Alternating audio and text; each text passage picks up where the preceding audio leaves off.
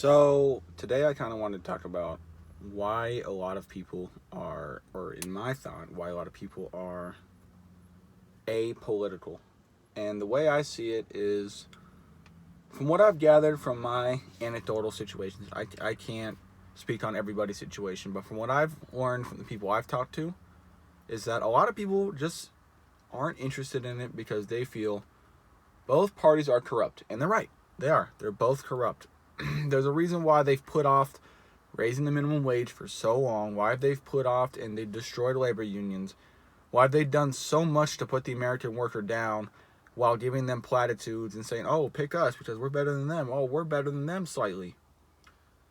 It's a reoccurring theme, and more people are unregistering from the two-party system, or they're just not voting at all.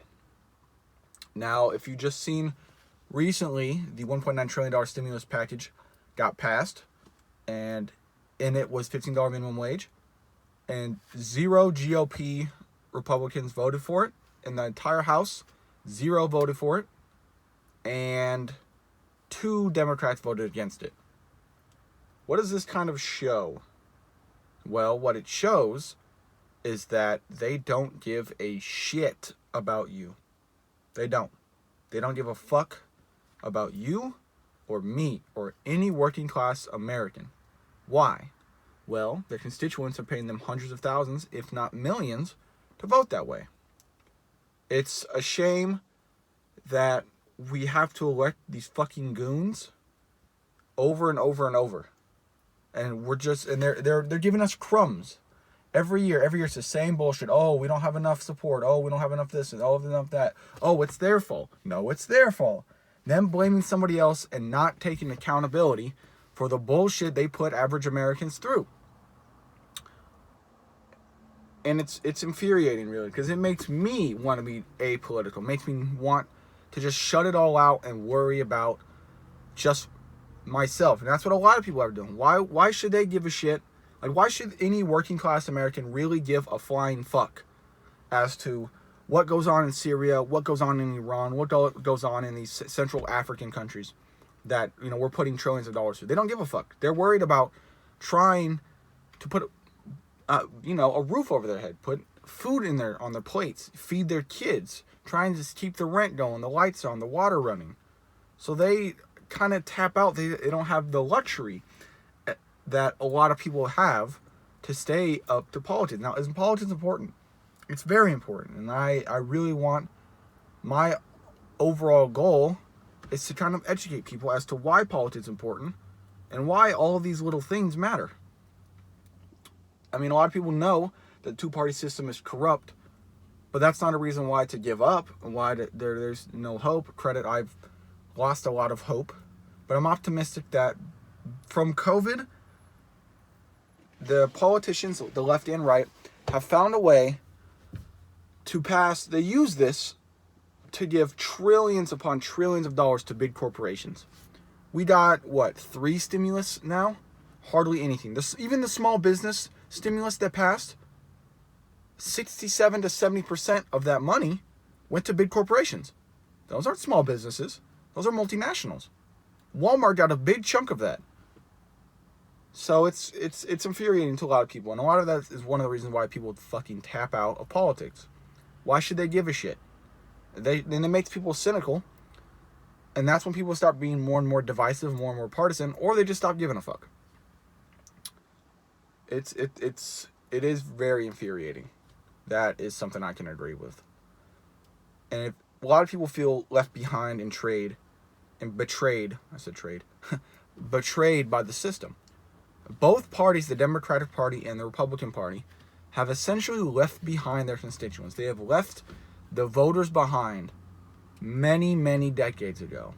The Republican Party, I would argue, started leaving the working class people behind when Calvin Coolidge got into office, because he was one of the main reasons as to why the Great Depression happened. And I would say the Democratic Party started to leave people behind after JFK.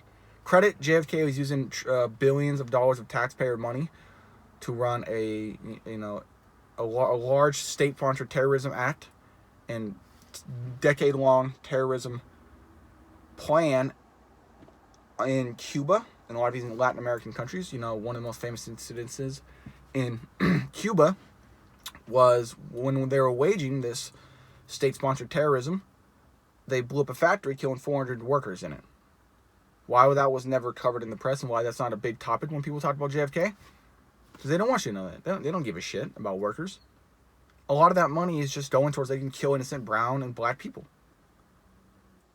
But I think where it really started was towards the end of JFK's presidency, and if it really spiked for the Democratic Party when they stopped giving a fuck about average Americans, was about Lyndon Johnson when he escalated the war in Vietnam.